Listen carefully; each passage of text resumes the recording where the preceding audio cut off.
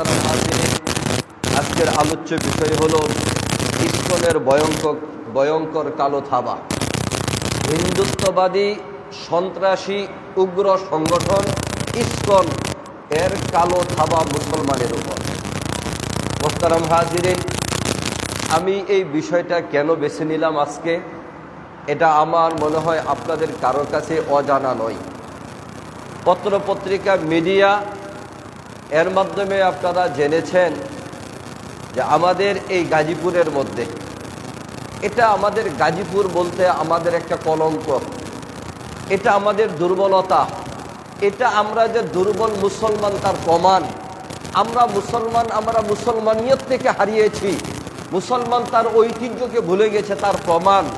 যদি তাই না হবে তাহলে এই সমস্ত উগ্র সন্ত্রাসী ইসকন তারা এই অকারেন্স ঘটানোর জন্য তারা গাজীপুরকে কেন বেছে নিল?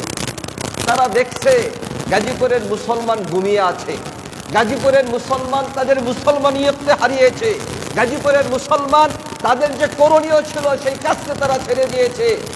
এই জন্য উগ্র হিন্দুত্ববাদী সন্ত্রাসী সংগঠন ইসকন তাদের সেই অপকর্মকে ঘটানোর জন্য এই গাজীপুরকে তারা বেছে নিয়েছে। প্রিয় হাজিরিন, আপনারা ইতিমধ্যে জেনেছেন এই গাজীপুর মৌচাকে, সখীপুর মৌচাকে 13 বছরের এক মুসলিম কিশোরী, 13 বছরের একজন মুসলিম কিশোরীকে আশামণি, যার নাম হিন্দু উগ্রত্ববাদী হিন্দু সংগঠন ইসকন এর সক্রিয় সদস্য, প্রেমের ফাঁদে ফেলে বাড়ি থেকে অপহরণ করে নিয়ে লাগাতার 3 দিন দর্শন করেছে। 3 নরপিশাচ একসাথে মিলে, 3 জন নরপিশাচ একসাথে মিলে ওই আশামণিকে দর্শন করে প্রায় মেরেই ফেলেছিল। কোনো মতে সে বেঁচে গেছে। তার যে কঠিন পরিস্থিতি হয়েছিল, তার পরিবারের পক্ষ থেকে আতাউর রহমান নামের একজন দ্বীনি ভাই এদের বিরুদ্ধে রুখে দাঁড়িয়েছে, মুসলমানের পক্ষে আওয়াজ তুলেছে। তিনি তাদের সাক্ষাৎকারের মাধ্যমে আমাদেরকে স্পষ্ট করে তুলেছে কি ভয়াবহ, কি অমানসিক নির্যাতন তারা সেই আশামণির উপর করেছে। প্রিয় হাজিরিন, সাথে সাথে একজন ইমাম সাহেব মুহিবুল্লাহ মিয়াজি মাদানী, আল্লাহ তাআলা তেনার হায়াতে বরকত দান করুন, টুঙ্গি টিন্ডি মসজিদের খতিব, ইসকনের বিরুদ্ধে কথা বলার কারণে, ইসকনের বিরুদ্ধে তাদের স্লোগান থাকার কারণে এখান থেকে তেনাকে অপহরণ করে তারা নিয়ে গেছে পঞ্চগড় পর্যন্ত। হয়তোবা তাদের লক্ষ্য ছিল তেনাকে মেরে ফেলবে অথবা তাকে ভারতে পাচার করে দিবে, আর তার যেভাবে শাস্তি হওয়ার দরকার এভাবে শাস্তি দিবে, এমনটা হতে পারে, যে কারণে তাকে অপহরণ করেছিল। আলহামদুলিল্লাহ, সাংবাদিকরা এবং আতাউর রহমানের উসিলায় সারা বাংলাদেশের চারদিকে আওয়াজ উঠেছে সেই মুহিবুল্লাহ মাদানীকে তারা অপহরণ করেছে। শেষ পর্যন্ত পায়ে শিকল, হাতে পায়ে শিকল বাঁধা এক গাছের সাথে তাকে বাঁধা পাওয়া গেছে, বস্ত্রহীন অবস্থায় বয়োজ্যেষ্ঠ একজন এরকম ভাবে ইমাম আলেমকে বস্ত্রহীন অবস্থায় হাতে পায়ে শিকল বাঁধা গাছের মধ্যে বাঁধা অবস্থায় পাওয়া গেছে। ওইখান থেকে উদ্ধার করে তার চিকিৎসা ব্যবস্থা নিয়েছে। আমাদের এই গাজীপুরের মধ্যে এই ঘটনাগুলো ঘটতেছে মুহতারাম হাজিরিন, যে কারণে আজকে শুধু গাজীপুর নয়, পুরা বাংলাদেশে সকল ইসলামী রাজনৈতিক দলগুলো তাদের পক্ষ থেকে বিক্ষোভ কর্মসূচি ঘোষণা করেছে। সকল রাজনৈতিক ইসলামী যত রাজনৈতিক সংগঠন আছে এদের বিরুদ্ধে বিক্ষোভ ঘোষণা করেছে এবং প্রত্যেকের এই দাবি নিয়ে মাঠে নেমেছে, ইসকনকে বাংলাদেশ থেকে নিষিদ্ধ করতেই হবে। যদি বাংলাদেশের এই বর্তমান সরকার ইসকনকে নিষিদ্ধ করতে না পারে তাহলে তারাই নিষিদ্ধ হয়ে যাবে। যে কারণে আমি আজকের এই বিষয়টা বেছে নিয়েছি। আপনাদের মনোযোগ দিয়ে শুনতে হবে, বুঝতে হবে, জানতে হবে এবং আজকের ইমানি দায়িত্ব হিসাবে বিক্ষোভ কর্মসূচিতে আমাদের সকলের অংশগ্রহণ করতে হবে। করবো তো ইনশাআল্লাহ। মুহতারাম হাজিরিন, আল্লাহ রাব্বুল আলামিন এই মানব জাতির মুক্তির জন্য, এই মানব জাতির দুনিয়ার এই জীবন যাপন যেন সুখময়, শান্তিময়, নিরাপদ হয়, এবং চিরস্থায়ী পরকালের জিন্দেগি যেন জান্নাতি হয়, তার জন্য আল্লাহ রাব্বুল আলামিন আমাদের কাছে ধর্ম হিসাবে ইসলামকে বাছাই করে মনোনীত করে এই উম্মতে মুহাম্মাদের জন্য দিয়েছেন। প্রিয় হাজিরিন, আল্লাহ রাব্বুল আলামিন কোরআনে কারীমের মধ্যে ঘোষণা করেন, ইন্নাদ দীনা ইনদাল্লাহিল ইসলাম। আল্লাহ রাব্বুল আলামিনের নিকট একমাত্র মনোনীত ধর্ম হলো ইসলাম। ইসলাম ছাড়া আখিরি জমানার উম্মতের মধ্যে ইসলাম ছাড়া অন্য কোনো ধর্ম কেউ পালন করবে, মানবে, তার প্রশ্নই ওঠে না। ওইটা কোনো ধর্মই না। আল্লাহ তাআলা আসমানি কিতাব যেগুলো নাজিল করেছিলেন, তাওরাত এবং ইনজিল, ইহুদি এবং খ্রিস্টানদের কাছে যে ধর্ম নাজিল করেছেন, কোরআনে কারীম নাজিল হওয়ার পরে ওই সকল ধর্ম বাতিল বলে ঘোষণা হয়েছে। এদের আর কোনো মেয়াদ নেই, এদের কোনো কার্যকারিতা নেই, এগুলো বাতিল। এছাড়া মানব রচিত যে সমস্ত ধর্ম মানুষ পালন করে থাকে, ওই ধর্ম তো পালন করার প্রশ্নই ওঠে না। এই জন্য আল্লাহ বলতেছেন, ইন্নাদ দীনা ইনদাল্লাহিল ইসলাম। আল্লাহর নিকট একমাত্র মনোনীত ধর্ম হলো কোনটা? কোন ধর্ম? প্রিয় হাজিরিন, আল্লাহ রাব্বুল আলামিন বলেন, ওয়ামান ইয়াবতাগি গায়রাল ইসলামি দীনান ফালান ইউকবালা মিন। ইসলাম ধর্ম ছাড়া অন্য কোনো ধর্ম কেউ যদি পালন করতে চায়, অন্য কোনো ধর্ম যদি কেউ মানতে চায়, ফালান ইউকবালা মিন, কখনো তার থেকে তা গ্রহণ করা হবে না। ওয়া হুয়া ফিল আখিরাতি মিনাল খাসিরিন।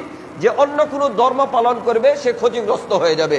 মুহতারাম হাজিরিন, আল্লাহ রাব্বুল আলামিন তাওরাত এবং ইনজিল কিতাব নাজিলের মাধ্যমে আপনার ইহুদি এবং খ্রিস্টান ধর্ম তাদেরকে দিয়েছিলেন। এটাও বাতিল হয়ে গেছে কোরআন নাজিলের পর, এটাও মানা যাবে না। এছাড়া অন্য ধর্মের যে কথাটা, এটা তো একেবারে অযৌক্তিক, অবান্তর, এটাকে মানার কোনো সুযোগ নেই, এটাকেও মানার কোনো সুযোগ নেই। এক, কোরআন হাদিসের দলিলের কারণে। দুই, যুক্তির নিরিখেও যদি আমরা তাকাই, আমরা তো যুক্তিটা পছন্দ করি, যুক্তিতে কোনো কথা ধরলে এটা বুঝে আসে। যুক্তির নিরিখেও যদি তাকাই যে এই সমস্ত দেবদেবীর মূর্তির পূজা করা, এটা একেবারে অযৌক্তিক। কেন বলে, যেই জিনিস নিজের জীবনের কোনো কল্যাণের কাজ করতে পারে না, সে অন্যের জীবনের মানে ভালো অথবা ক্ষতি সরাবে, এটা কি করে সম্ভব? মূর্তির যে তারা পূজা করে, এই সমস্ত মূর্তির সম্পর্কে আল্লাহ রাব্বুল আলামিন কি বলেন? والذين تدعون من دونه لا يستطيعون نصركم ولا أنفسهم ينصرون। আল্লাহ তাআলা বলেন, তোমরা যে সমস্ত দেবদেবীর মূর্তির পূজা করো, তাদের অবস্থা হলো লা ইয়াস্তাতিউনা নাসরাকুম, তারা তোমাদেরকে সাহায্য করার ক্ষমতা রাখে না। ওয়ালা আনফুসাহুম ইয়ানসুরুন, এবং তারা নিজেদেরকেও তারা সাহায্য করতে পারে না, তারা নিজেদেরকেও সাহায্য করতে পারে না। কাজে যে নিজেকেই রক্ষা করতে পারে না, সে তোমাদেরকে কিভাবে রক্ষা করবে? কাজে এমন বস্তুর ইবাদত করা, উপাসনা করা একেবারে অযৌক্তিক, ঠিক কিনা বলুন? মুহতারাম হাজিরিন, তোমরা যুক্তি মানো আর না মানো, বিধান তো এমনই হওয়া দরকার ছিল। এই আসমান সৃষ্টি করেছেন কে? জমিন সৃষ্টি করেছেন কে? আমাদেরকে খাওয়ান পরান কে? কাজে যিনি আমাকে সৃষ্টি করেছেন, ইবাদত যদি করতে হয় তারই করতে হবে। যিনি আমাদেরকে খানা দানা অক্সিজেন দিয়ে এরকম ভাবে দুনিয়াতে বাঁচিয়ে রেখেছেন, ইবাদত করতে হলে তারই করতে হবে। কোনো ব্যক্তি যদি এই কথা বলে যে আমি স্রষ্টাকে মানি না, তার ইবাদত করব না, যুক্তিসঙ্গত কথা এটাই যে তুমি আল্লাহর জমিন ছেড়ে অন্য কোথাও চলে যাও। আল্লাহর জমিন থাকবে, আল্লাহর জমিনে খাবে, আল্লাহর জমিনে ঘুমাবে, আল্লাহর ইবাদত করবে না, আল্লাহর জমিনে থাকার অধিকার তোমার নাই। এটাই তো যুক্তিসঙ্গত কথা ছিল। কিন্তু মহান আল্লাহ রাব্বুল আলামিন মানুষকে তার অপরাধের জন্য দুনিয়াতে শাস্তি দেন না, যে কারণে হাজারো মানুষ আল্লাহর অবদ্ধতা করতেছে, গুনার কাজে লিপ্ত হচ্ছে, আল্লাহর সাথে শিরিক করতেছে, আল্লাহর একত্ববাদকে স্বীকার করতেছে না। কিন্তু এরপরেও তাদেরকে খাওয়াচ্ছেন, তাদেরকে পড়াচ্ছেন, তাদের দুনিয়াতে থাকার উপকরণ দিয়েছেন। মুহতারাম হাজিরিন, আল্লাহ রাব্বুল আলামিন তাদের জন্য চূড়ান্ত শাস্তির ব্যবস্থা রেখেছেন পরকালের মধ্যে, যেখানে তারা চিরস্থায়ী জাহান্নামে থাকবে, জান্নাতের আশা করতে পারে না। মুহতারাম হাজিরিন, আল্লাহ রাব্বুল আলামিন মুসলমানদের জন্য ইসলাম ধর্ম এমন একটা মানে ভারসাম্যপূর্ণ ধর্ম যে অন্য কোনো ধর্ম তার তুলনাই হতে পারে না, তার ধারে কাছে আসতে পারবে না। কিভাবেই বা আসবে? এই খ্রিস্টান এবং ইহুদি ধর্ম রহিত হয়ে গেছে। হিন্দুত্ববাদ, হিন্দু ধর্ম, সনাতন ধর্মাবলম্বী যারা, তাদের জন্য যে সমস্ত ধর্মীয় গ্রন্থ আপনার এগুলোকে রচনা করেছে এদের মতো মানুষ, কাজে তাদের ধর্মীয় গ্রন্থের মধ্যে তাদের ধর্মীয় ব্যক্তিদের অনুসারীদের জন্য পূর্ণাঙ্গ জীবন ব্যবস্থা প্রশ্নই ওঠে না। আর আল্লাহ রাব্বুল আলামিন মানুষকে বানিয়েছেন, আল্লাহ রাব্বুল আলামিন আসমান জমিন বানিয়েছেন মানুষের জীবন ব্যবস্থার জন্য।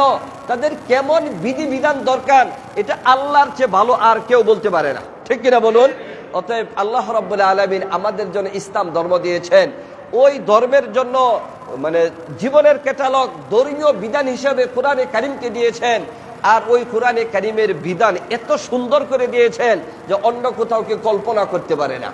সেই সুন্দর বিধানগুলোর মধ্যে এটাও একটা, আমার জমিনে, আল্লাহর বক্তব্য এটা, আমার জমিনে যদি কেউ ইসলাম না মানে, মুসলমান না হতে চায়, আমার একত্ববাদকে স্বীকার করতে না চায়, তাদের জন্য তোমাদের 3টা সূরত। তাদের জন্য কয়টা সূরত? এই যে মুসলিম শরীফের মধ্যে আমি পড়াইছি কয়েকদিন আগে, যে কোথাও যদি আল্লাহ রসুল যদি কোথাও কোনো জিহাদের কাফেলা, মুজাহিদিনদের কাফেলা পাঠাতেন, তাহলে 3টা অবস্থা বলে দিতেন। তোমরা যে ওই এলাকার মানুষকে সর্বপ্রথম কালিমার দাওয়াত দিবা। আমার কথা বুঝতেছেন আপনারা? সর্বপ্রথম তুমি তাদেরকে কালিমার দাওয়াত দিবা। যদি তারা কালিমার দাওয়াত গ্রহণ করে, তাহলে তোমরা মুসলমান হিসাবে যেই সুযোগ সুবিধা ইসলামী রাষ্ট্র ব্যবস্থা থেকে পাও, তাদের জন্য ওই সুযোগ সুবিধা বহাল থাকবে এবং তারা বাই বাই হয়ে যাবে, একসাথে বসবাস করবে। আর যদি তারা কালিমা পরে মুসলমান না হয়, ইসলাম ধর্ম গ্রহণ না করে, তাহলে তোমরা তাদেরকে প্রস্তাব দিবা, তোমরা আমাদের সমাজে বসবাস করতে হলে মুসলমানদেরকে ইসলামী রাষ্ট্র ব্যবস্থাকে ট্যাক্স দিয়ে, কর দিয়ে, ট্যাক্স দিয়ে তোমরা বসবাস করবে, তোমাদের জানমালের নিরাপত্তা থাকবে, তোমরা তোমাদের ধর্মের ইবাদত করবে, আমাদের রাষ্ট্রীয় নিয়ম নীতি মেনে চলবে, সন্ত্রাসী করা যাবে না, বিশৃঙ্খলা সৃষ্টি করা যাবে না, মুসলমানের বিরুদ্ধাচরণ করা যাবে না, দেশের বিরুদ্ধে ষড়যন্ত্র করা যাবে না।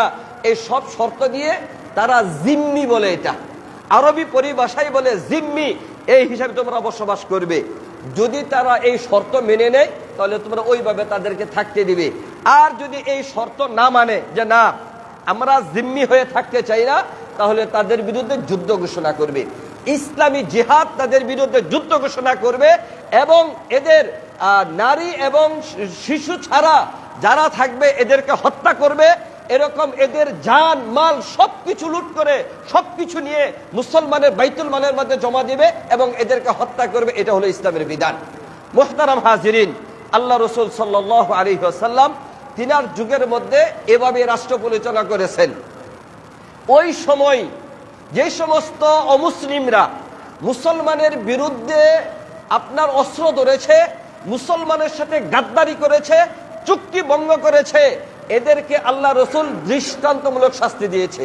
খুব ভালো করে বুঝবেন, যেই সমস্ত অমুসলিমরা মুসলিম শাসকের কাছে চুক্তিবদ্ধ হয়ে ওই রাষ্ট্রে বসবাস করতেছিল, এরা যখনই মুসলমানের বিরুদ্ধে রুখে দাঁড়িয়েছে, মুসলমানের সাথে গাদ্দারি করেছে, আল্লাহ রসুল এদেরকে চরম পর্যায়ে, চূড়ান্ত পর্যায়ে শাস্তি দিয়ে কিয়ামত পর্যন্ত আনে ওয়ালা উম্মতের জন্য এই দৃষ্টান্ত স্থাপন করেছেন। যখনই কোনো অমুসলিমরা মুসলমানের সাথে গাদ্দারি করবে, তাদেরকে তোমরা এই শাস্তির আওতায় আনবে। সময় কম, সংক্ষেপে বলবো। সেই ঘটনা ছিল, একটা ঘটনা ছিল বীরে মাউনার ঘটনা। মাদ্রাসার ছাত্র উলামা একরাম তারা জানেন বীরে মাউনার ঘটনা। এক ব্যক্তি এসে, নাইম নামে এক ব্যক্তি এসে আল্লাহ রসুলের কাছে বলছেন যে আমাদের এলাকার কিছু মানুষ মুসলমান হয়েছে, আপনার থেকে কিছু হাফেজে কোরআন আলেমদেরকে দিন, যারা আমাদের এলাকার লোকদেরকে যে দিন শিক্ষা দিবে। এটা ছিল তাদের পক্ষ থেকে একটা গভীর ষড়যন্ত্র। আল্লাহ রসুল সাল্লাল্লাহু আলাইহি সাল্লাম বুঝতে পারেন নাই এটা যে মুসলমানের বিরুদ্ধে ষড়যন্ত্র। আল্লাহ রসুল 70 জন হাফেজে কোরআনকে তাদের এলাকায় পাঠিয়ে দিলেন দিন শিক্ষা দেওয়ার জন্য। নির্দিষ্ট একটা এরিয়াতে নেওয়ার পর ওই এলাকার অমুসলিমরা, মুশরিকরা, মূর্তি পূজারীরা, এই হিন্দুরা আর ওই সমস্ত সাহাবা আজমাইনদেরকে চারদিক থেকে বেষ্টন করে এদেরকে শহীদ করে দেন।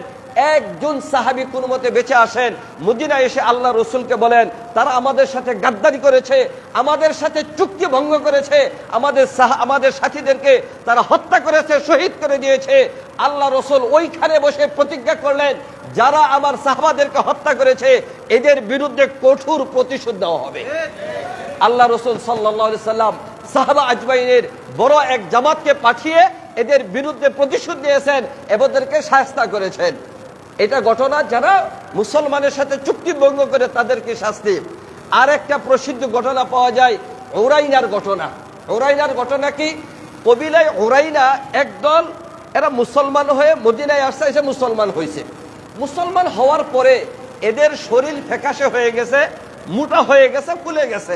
আল্লাহ রসুলের কাছে এসে বললেন, ইয়া রাসূলুল্লাহ, আমাদের অবস্থা তো এমন হয়ে গেছে, এখন আমরা কি করতে পারি? আল্লাহ রসুল বললেন, তোমাদের সুস্থতার জন্য উটের দুধ এবং মুখ, উটের দুধ এবং মুখ তোমাদের জন্য উপকারী। বাইতুল মালের কিছু উট মদিনার ওই প্রান্তে সাহাবারা লালন পালন করতেছে, যাও তোমরা মদিনা থেকে বের হয়ে ওইখানে চলে যাও।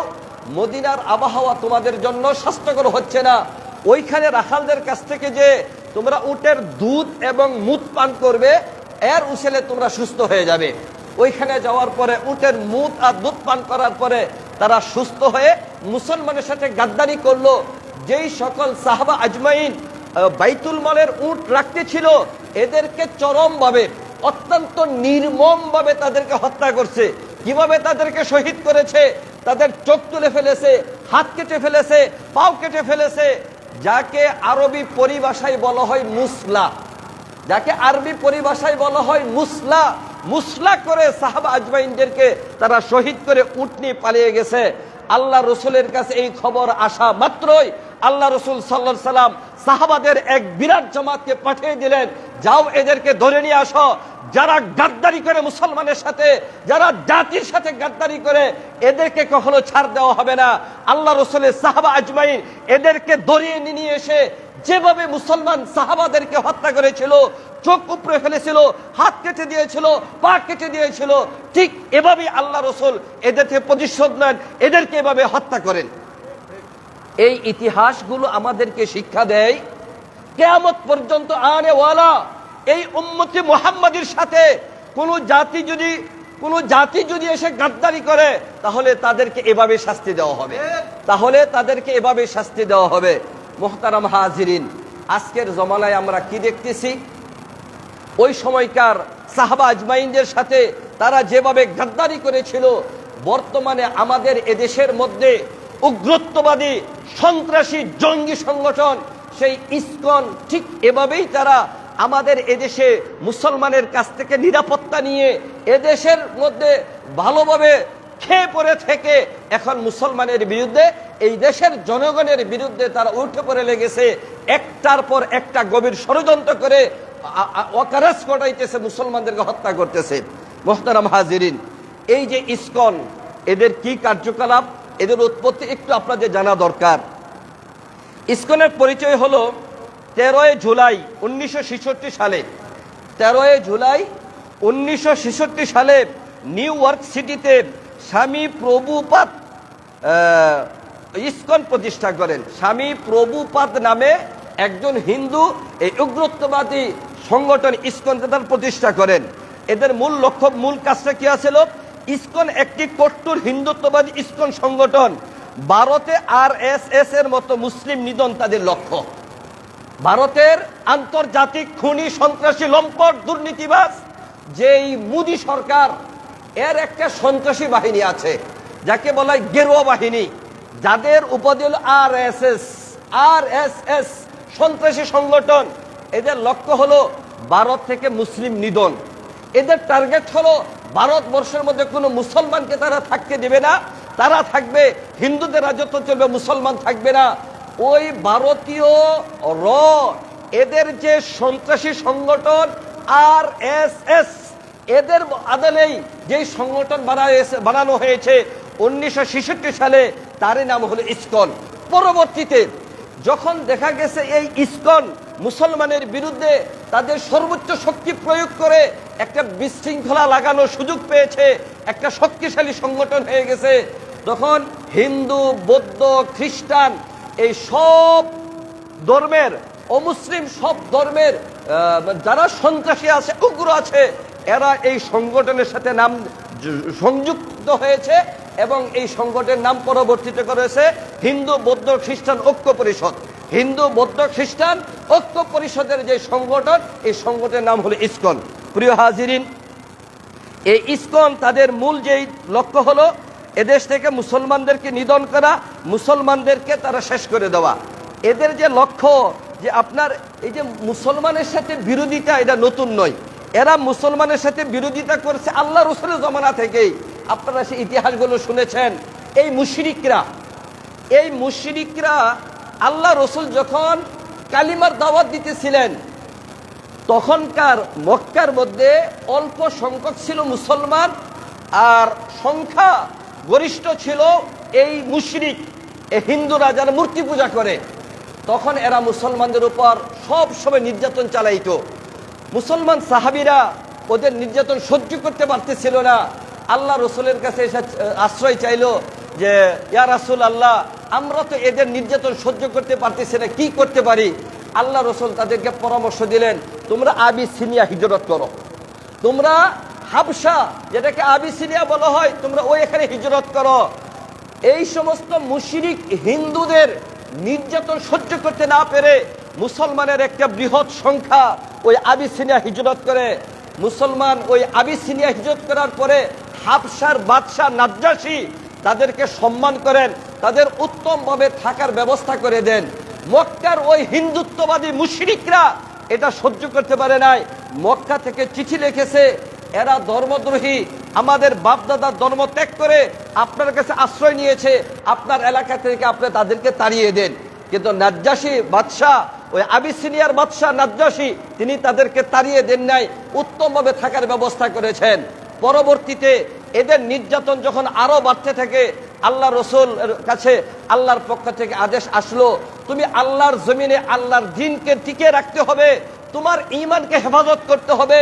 যদি দুনিয়ার কোনো ভূখণ্ডের মধ্যে তুমি তোমার ঈমানকে টিকে রাখতে না পারো, তাহলে যেই জমিনে চলে গেলে তোমার ঈমানকে টিকে রাখতে হবে, ওই জমিনে তোমার যেতে হবে। আল্লাহ রসুলের জন্য আল্লাহর পক্ষ থেকে নির্দেশ হলো, যাও সাহাবা আজমাইনদেরকে আদেশ দাও, তারা যেন মদিনায় হিজরত করে। পবিত্র নগরী মক্কা নগরী, আল্লাহ রসুলের জন্মস্থান, যেখানে কোরআন নাজিল হয়েছে, যেখানে কাবা অবস্থিত রয়েছে, আল্লাহ রসুলের কাছে মক্কা নগরীর চেয়ে প্রিয় আর কোন শহর দুনিয়াতে ছিল না। এরপরেও মুশরিকদের, এই হিন্দুদের, এই মালাউনদের নির্যাতনের কারণে আল্লাহ রসুল এবং সাহাবা আজমাইন ওই মক্কা ছেড়ে মদিনায় হিজরত করতে হয়েছিল। প্রিয় হাজিরিন, ওই যে ইসলামের শুরু যুগে এরা ইসলাম মুসলমানের বিরুদ্ধে ষড়যন্ত্র শুরু করেছিল, আজও পর্যন্ত তারা এই ষড়যন্ত্র করতেছে, কিয়ামত পর্যন্ত ষড়যন্ত্র করবে। কিন্তু একটা সুসংবাদ হলো আমাদের জন্য, কিয়ামতের আগে এই সকল হিন্দুত্ববাদের, সকল ইসরায়েলি সন্ত্রাসীদের, সকল অমুসলিমদের তাদের নিধন হবে। একটাই মাত্র ধর্ম থাকবে, সেটা হলো ইসলাম। প্রিয় হাজিরিন, এদের যে অবস্থানটা কোন পর্যায়ে গেছে, আমি ইতিপূর্বে আপনাদের কাছে দুটা অবস্থা তুলে ধরেছি, যেটা বর্তমানে একেবারে তাজা খবর। সেটা হলো আশামণি নামে মৌসাকের মধ্যে 13 বছরের একজন মুসলিম কিশোরীকে 3 নরপিশাচ হিন্দু প্রেমের প্রলোভন দেখিয়ে তাদেরকে নিয়ে পালাক্রমে 3 দিন এই 3 নরপিশাচ দর্শন করেছে। মোহতারাম হাজিরিন, আজকে আমাদের এদেশের প্রশাসন চরম পর্যায়ের তারা ইসকনমুখী হয়ে গেছে। প্রিয় হাজিরিন, যে কারণে এদেরকে উদ্ধার করার পরে মামলা দিতে গেছে, এরা মামলা নিতে চায়নি। এরপরে যাই হোক, আতাউর রহমান নামের এক ব্যক্তি এবং হেফাজতে উলামা একরাম মাসুদুল করিম সাহেব, যিনি আমাদের এখানে প্রায় আসেন, আর অন্যান্য উলামা একরামের নেতৃত্বে পরিশেষে মামলা নিয়েছে এবং এদেরকে গ্রেফতার করেছে। কিন্তু পরিতাপের বিষয় হলো, এদের এক নরপিশাচকে গ্রেফতার করে এক পুলিশ আদালতে নিয়ে যাইতেছে, আসামির কাঁধে হাত রেখে হাসতে হাসতে তাকে হাত করা নিয়ে যাইতেছে। এটাই প্রমাণ করে আমাদের প্রশাসনের মধ্যে গাপটি মেরে বসে আছে ইসকনের সদস্যরা। এরপরের অবস্থাটা হলো কি? এরপরের অবস্থা হলো একজন ইমামকে অপহরণ করেছে। আমি শুরুতেই বলেছি যে মুহিবুল্লাহ মাদানী নামে, মিয়াজি নামে ওই টুঙ্গির একজন ইমামকে অপহরণ করেছে। অপহরণ করার কারণ কি? তিনি ইসকনের বিরুদ্ধে কথা বলেছেন, এদের অপতৎপরতার সম্পর্কে মানুষকে সজাগ করেছেন, ইসলামের বিরুদ্ধে, এদেশের স্বাধীনতার বিরুদ্ধে এদের যে গভীর ষড়যন্ত্র এ ব্যাপারে মানুষকে সচেতন করেছেন। 12টা চিঠি দিয়ে তিনাকে সতর্ক করেছে, হুমকি দিয়েছে, পরিষ্কার করে চিঠি দিয়েছে, যেই চিঠির মধ্যে প্রতীকী ছবি এঁকে চাকু দিয়ে গলার মধ্যে জবাই করতেছে এমন একটা ছবি এঁকে চিঠি দিয়েছে। আর বলেছে অতি সত্বর তোর পরিবার থেকে তোকে বিচ্ছিন্ন করা হবে, এক তোর পরিবারকে তস্তর করে দেওয়া হবে। যেই কথা সেই কাজ। 23 তারিখে তারা তিনাকে অপহরণ করে পঞ্চগড় নিয়ে যায়। এরকম ভাবে কি পরিমাণ নির্যাতন করেছে, কি পরিমাণ শ্লীলতাহানি করেছে এটা ওরাই জানে। বিভৎস অবস্থায় গাছের মধ্যে শিকলে বাঁধা অবস্থায় তিনাকে পাওয়া গেছে। মুহতারাম হাজিরিন, ফরিদপুরের মধ্যে আপনার মাদারীপুরের মধ্যে রূপম নামে এক হিন্দু ছেলে মুসলিম মেয়েকে প্রেমের ফাঁদে ফেলে তাকে দর্শন করেছে। এরপরে জনতা রোশানল থেকে বাঁচানোর জন্য পুলিশ প্রশাসনের গ্রেফতার করেছে, পরবর্তীতে আবার ছেড়েও দিয়েছে। মুহতারাম হাজিরিন, আজকে বাংলাদেশের মধ্যে হিন্দুত্ববাদীর যদি ওদের ভয়ানক খাবার কথা বলে শেষ করা যাবে না। মোটাটাকে যদি আরো দু একটা বলি, গত 18 এপ্রিল 2024 বৃহস্পতিবার ফরিদপুরে মধুখালী উপজেলায় পঞ্চপল্লী গ্রামের একটি মন্দিরে 7 জন মুসলিম যুবককে ধরে নিয়ে আনা হয় এবং তাদেরকে নির্মমভাবে পিটানো হয়। যেই পিটানোর কারণে 2 জন হাফেজে কোরআন শাহাদত বরণ করে আর বাকিদেরকে হাসপাতালে নেওয়া হয়। এই অবস্থার পরে রাজশাহীর যিনি হিন্দুত্ববাদী সংগঠনের নেতা ছিলেন সেই নেতা সুমন মহস্ত সেই হিন্দুত্ববাদী ইসকনের নেতা, তারা পোস্ট করেছে 4 জন মোল্লাকে খতম করেছি, এদেশ থেকে মুসলমানকে নিধন করা হবে। আর এটা ওই মাদারীপুর থেকে শুরু হয়েছে, জয় শ্রীরাম বলে পোস্ট করেছে। মুহতারাম হাজিরিন, এরপরে আসেন 2014 সালে স্বামীবাগে তারাবি নামাজ পড়া অবস্থায় মুসলমানদেরকে এসে হিন্দুরা বাধা দেয়। আমাদের এদেশের মধ্যে ওরা ভাড়াটিয়ার মতো কর দিয়ে জিম্মি হয়ে বসবাস করে। কত বড় দুঃসাহস তাদের! তারা এসে মুসলমানের মসজিদে তারাবির নামাজে বাধা দিয়েছে।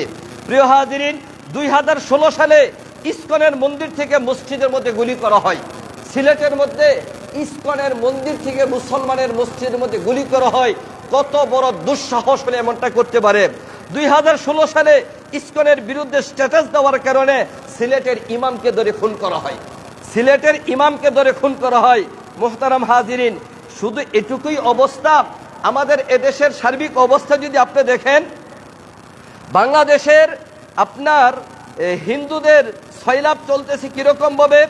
22 সালের জনশুমানিতে, 2022 সালের কথা, 2022 সালের জনশুমানিতে আপনার হিন্দুদের পার্সেন্ট হলো বাংলাদেশের মধ্যে 7.95%।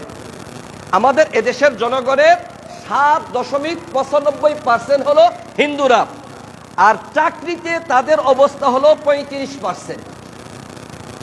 তাদের জনসংখ্যা হলো 7.95%। আর সরকারি স্কুল কলেজ, বিশেষ করে প্রশাসনের মধ্যে এবং অন্যান্য জায়গার মধ্যে সরকারি চাকরিতে যেই পরিমাণ হিন্দুরা আছে তাদের পার্সেন্ট হলো কত পার্সেন্ট? 35%। মুহতারাম হাজিরিন, শুধু এটুকুই, অনেক প্রাইমারি স্কুলের মধ্যে মুসলমানদের আপনার ধর্মীয় যে বই আছে ওই বইয়ের শিক্ষক হলো হিন্দু। মুসলমানের এদেশের মধ্যে ধর্মীয় শিক্ষক যে আপনার মুসলমানের ধর্মীয় বই পড়াবে, মুসলমানের জন্য ধর্মীয় শিক্ষক পাইনি, হিন্দু শিক্ষক দিয়ে মুসলমানের ধর্মীয় গ্রন্থ মুসলমানের সন্তানকে পড়ানো হয়, তাহলে তারা কি পড়াবে? প্রিয় হাজিরিন, আজকে তারা এভাবে আমাদের এদেশের মধ্যে বিশৃঙ্খলা আর অশান্তি সৃষ্টি করতেছে। প্রশাসনের মধ্যে অনেক সময় বিভিন্ন পত্র পত্রিকা মিডিয়ার মধ্যে আসছে, ওই ভারতীয়রা ছদ্মনাম ব্যবহার করে আমাদের প্রশাসনের মধ্যে তারা চাকরি করতেছে। এই যে 24-এর গণঅভ্যুত্থানের সময় আপনারা দেখেছেন, ওই দিনকার সন্ধ্যাকালীন সময়ে দুটি পরিহিত অবস্থায় যারা দৌড়াইয়া এয়ারপোর্টের মধ্যে গিয়েছিল আর বিমানে উঠে দেশ থেকে পালিয়েছিল, ওই যে আপনার বাড্ডার মধ্যে হেলিকপ্টারের মধ্যে যেই সমস্ত সন্ত্রাসীরা এই তালেবানদের উপর, এই বাংলাদেশের ছাত্রদের উপর গুলি চালিয়েছিল, এরা যখন হেলিকপ্টারের মধ্যে উঠতেছিল দেখা গেছে এদের দুটি হেলিকপ্টারে বাতাসে উঠতেছে। ওরা দুটি পরিহিত অবস্থায় এই হেলিকপ্টার বাতাসে এদের দুটি উঠতেছে, ওরা ওই সময় হেলিকপ্টার যোগে পালিয়েছিল। এইভাবে ইসকন আর হিন্দুরা আমাদের প্রশাসনের মধ্যে বসে আছে। মোহতারাম হাজিরিন, সর্বশেষ যে টার্গেট এরা করেছে সেই টার্গেটের নাম হলো, ভয়ানক যে মিশন এরা নেমেছে সেই মিশনের নাম হলো বাগওয়ালা লাভ ট্রাম্প। বাগওয়ালা লাভ ট্রাম্প অর্থাৎ প্রেমের ফাঁদে ফেলে আমাদের মুসলিম মা বোনদেরকে প্রেমের ফাঁদে ফেলে দর্শন করা, এদের পর এই যে দর্শনের ভিডিও ধারণ করে এদেরকে ব্ল্যাকমেইল করে এদের থেকে টাকা পয়সা আত্মসাৎ করা এবং সুযোগ মতো হেলে এই মেয়েদেরকে হত্যা করা। দুই ভাগেই চলে এদেরিয়া। আমাকে আরো 2 বছর আগে আমাদের এই মসজিদের একজন মুসল্লি ভাই তিনি আমাকে দিয়েছিল লাভ জেহাদ। ওই হিন্দুদের এই যে লাভ জেহাদের নামে মুসলমান মা বোনদেরকে কিভাবে তারা শ্লীলতাহানি করতেছে, এরকম ভাবে প্রেমের ফাঁদে ফেলে এদের ইজ্জতকে হরণ করতেছে। আগেকার সময় ছিল হিন্দু যুবকরা মুসলিম সেজে মুসলমান মেয়ের সাথে প্রতারণা করত। এখন অনেক হিন্দু মেয়েরাও, শুধু ছেলেরা না, হিন্দু মেয়েরা মুসলিম সেজে মুসলমান যুবকদেরকে প্রতারণার ফাঁদে ফেলতেছে। এই জন্য মুহতারাম হাজিরিন, যাদের উঠতি বয়সের যুবক ছেলে মেয়ে আছে, আপনি সর্বোচ্চ সতর্ক হন, আপনার ছেলে মেয়ে কোন ফাঁদের মধ্যে পড়ে গেছে। প্রিয় হাজিরিন, তারা এভাবে মুসলমান মা বোনদেরকে নিয়ে ইজ্জত হানি করতেছে, ব্ল্যাকমেল করে টাকা পয়সা আত্মসাৎ করতেছে, সুযোগ মতো এদেশ থেকে পাচার করতেছে, অথবা নির্মম নির্যাতন করে এদেরকে হত্যা করতেছে। মুহতারাম হাজিরিন, এই ক্ষেত্রে আমাদের জন্য কি করণীয়? আজকের যে মূল বিষয়, এটা আমাদের জন্য কি করণীয়? কথা একেবারে পরিষ্কার কথা হলো, আজকের এই জমানার মধ্যে উগ্রত্ববাদী সন্ত্রাসী জঙ্গি সংগঠন ইসকনকে আমাদের বাংলাদেশের মধ্যে নিষিদ্ধ ঘোষণা করতে হবে। যদি সরকার নিষিদ্ধ ঘোষণা না করে, আজকে শুধু বাগের বাজার এই এরিয়াতে বিক্ষোভ নয়, আপনারা জুমার পরে সন্ধ্যাকালীন সময় দেখবেন সারা বাংলাদেশের মধ্যে এদের বিরুদ্ধে ধর্মপ্রাণ মুসলমানরা জেগে উঠেছে। বর্তমান সময়ের জেগে উঠা শুধু বিক্ষোভ কর্মসূচি আর প্রতিবাদ সমাবেশের মধ্যে ক্ষান্ত থাকবে না। সরকার যদি এদেরকে অ্যারেস্ট করে চূড়ান্ত পর্যায়ের এদেরকে ফাঁসি কাস্টে না জোড়ায়, তাহলে এদেশের ধর্মপ্রাণ মুসলমান আইন হাতে তুলে নেবে। যেখানেই কিনে হিন্দুকে পাওয়া যাবে, যেখানেই কিনো ইসকনের সদস্যকে পাওয়া যাবে, এদেরকে হত্যা করা হবে। এক চুল পরিমাণ ছাড় দেওয়া হবে না। এই সরকারের কাছে পরিষ্কার ঘোষণা হলো, এদেশের মধ্যে হিন্দুরা এরা বারাটিয়া, এরা গোলামের মতো জীবন যাপন করবে। এদের কোনো স্বাধীনতা থাকবে না। মুসলমানের উপর আক্রমণ করবে, ওরা ওদের ধর্মীয় নীতি পালন করবে।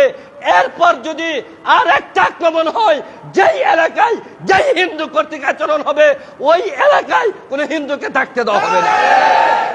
মুহতারাম হাজিরিন, তোমরা আমাদের ভামুনদের উপর নির্যাতন করো, তোমরা ইমামকে হরণ করো, এই যে আমি কথা বলতেছি, আপনারা জেনে রাখবেন এটা অসম্ভবের কিছু নয়। হয়তোবা একদিন শুনবেন আমাকে ওরা অপহরণ করে নিয়ে গেছে, একদিন শুনবেন আমাকে তারা অপহরণ করে নিয়ে গেছে। মুহতারাম হাজিরিন, আজকে যদি মুসলমান সজাগ না হয়, ঐক্যবদ্ধ না হয় এদের বিরুদ্ধে, আরে এরা তো আপনার প্রশাসন উচ্চ পর্যায় থেকে নিচু পর্যন্ত দেশ বিদেশের লবিং করে এরা এদেশের বিরুদ্ধে সারা ষড়যন্ত্র করতেছে। খুব ভালো করে মনে রাখবেন, এই ইসকন হিন্দুত্ববাদী সংগঠন, এরা যে ইসলামের বিরুদ্ধে শুধু এমনটা নয়, এরা বাংলাদেশের স্বাধীনতা বিরোধী, এরা অখণ্ড ভারতের দাবিদার। এরা মনে করে এই বাংলাদেশ ভারতের একটা অঙ্গরাজ্য হয়ে থাকবে, বাংলাদেশের মুসলমানের কোনো স্বাধীনতা থাকবে না। এই জন্য মুহতারাম হাজিরিন, এদের বিরুদ্ধে সর্বোচ্চ পর্যায়ের সজাগ থাকতে হবে। আমাদের ধর্মীয় সচেতনতা আনতে হবে, আমাদের ছেলে মেয়েদেরকে সজাগ করতে হবে। খবরদার, তোমরা অন্য কোন ছেলের সাথে অন্য কোন মেয়ের সাথে সম্পর্ক করলে সম্পর্কই তো করা যাবে না, সজাগ থাকতে হবে ওরা যেন কোনোভাবেই তোমাদেরকে ফাঁদে ফেলতে না পারে। এবং এই সমস্ত যে ঘটনাগুলো ঘটতেছে এর দৃষ্টান্তমূলক শাস্তি না হওয়া পর্যন্ত আমরা ক্ষান্ত হব না ইনশাআল্লাহ। আজকে বাহলগড় উলামা একরাম বাদ ফজর ভবানীপুর এক মাদ্রাসায় বসেছিলাম, সকলে এই প্রতিজ্ঞা নিয়েছি যতক্ষণ পর্যন্ত এই গাজীপুরের এই সমস্ত সন্ত্রাসীদের সর্বোচ্চ পর্যায়ে শাস্তি না হবে ততক্ষণ পর্যন্ত আমরা ক্ষান্ত হব না। আজকে জুমার পরে বাগেরবাজার বিক্ষোভ কর্মসূচি হবে, মাওনা চৌরাস্তা বিক্ষোভ কর্মসূচি হবে, বা গাজীপুর চৌরাস্তা বিক্ষোভ কর্মসূচি হবে। প্রশাসনকে বলতেছি আমরা, প্রশাসনের কাছে এই খবর পৌঁছানো হয়েছে, তোমরা দ্রুত যে অ্যাম্বুলেন্স করে এই মুহিবুল্লাহ মিয়াজিকে সন্ত্রাসীরা অপহরণ করেছিল ওই অ্যাম্বুলেন্সের সূত্র ধরে এদেরকে গ্রেফতার করতে হবে। যেই সমস্ত নরপিশাচরা 12 বছর 13 বছরের কিশোরী আশামণিকে দর্শন করেছিল এদেরকে গ্রেফতার করেছে, এদের সর্বোচ্চ পর্যায়ে শাস্তি দিতে হবে। এবং ভবিষ্যতে যেন এদেশের মধ্যে কোনো হিন্দুর কর্তৃক মুসলমান নির্যাতনের শিকার না হয় তার সর্বোচ্চ ব্যবস্থা নিতে হবে। যদি প্রশাসন নিতে ব্যর্থ হয় তাহলে যে কোনো পরিস্থিতির জন্য তাদের দায়ী থাকতে হবে। আজকে জুমার পরে বিক্ষোভ কর্মসূচি আছে, আপনারা কি মনে করুন এই বিক্ষোভ কর্মসূচিতে আমাদের অংশগ্রহণ করার দরকার আছে না নেই? আমাদের প্রত্যেকের ইমানি দায়িত্ব এটা। যার যত ব্যস্ততা থাকুক, আমরা ইসরায়েলের বিরুদ্ধে যুদ্ধ, আমরা বিক্ষোভ কর্মসূচি পালন করি, এটা আমাদের দেশ থেকে অনেক দূরে। এখন আমার ঘরে আগুন লেগে গেছে, আমার বুকের উপর এরা ছুরি চালাচ্ছে, আমার মুসলিম বোনকে হত্যা করতেছে, আলেমদের উপর নির্যাতন করতেছে। এখনো যদি কোনো মুসলমান চুপ করে ঘরে বসে থাকো, ওই মুসলমানের মতো কাপুরুষ আর হতে পারে না। কাজে আমাদের উপর সর্বোচ্চ পর্যায়ের ইমানি দায়িত্ব আজকের বিক্ষোভ কর্মসূচি অংশগ্রহণ করা। নামাজের পরে এখান থেকে একেবারে সকল মুসল্লিয়ান একরাম একসাথে মিছিল নিয়ে পুরাতন মসজিদের যে মুসল্লি আছে তাদেরকে নিয়ে সিরামিক্স রাস্তা এখন ভালো, এখন পানি নেই, ওই রাস্তায় যাওয়া যাবে। আমরা মাত্র বাগের বাজার যাব, আমরা মাত্র বাগের বাজার যাব, গোল্ডেনের সামনে মন্ডলের সামনে, ওইখানে আমরা গত কর্মসূচি যেখানে পালন করেছিলাম রাস্তার পূর্ব পাশে লম্বা স্পেস আছে, এখানে আমরা পালন করবো ইনশাআল্লাহ। এখানে লোক আসবে ভবানীপুর থেকে, এখানে লোক আসবে ওই মুশারফ গেট থেকে, পেন্টেক্সপুর থেকে। এত দূর থেকে যদি তারা আসতে পারে, আমরা এত কাছে থেকে আমরা যেতে পারি না? কাজে আমি আপনাদের কাছে উদারত আহ্বান রাখবো, নামাজ শেষে কেউ যাবেন না, কেউ যাবেন না। যদি চলে যান তাহলে মনে করবো আপনার ইমানি দুর্বলতা আছে। আপনারা প্রত্যেকেই আমরা ওইখানে যাব, আমরা সময় দেব, আমরা ওইখানে সর্বশেষ দোয়া করে 2:45 3টার ভিতরে আমরা শেষ করে দেব। এরপর এসে দুপুরে খানা খাবো ইনশাআল্লাহ। ওয়াদা যাবো তো সবাই ইনশাআল্লাহ, সবাই রাজধানী যাবো তো ইনশাআল্লাহ। আল্লাহ তাআলা আমাদের সকলকে কবুল করুন। ওয়া আখিরু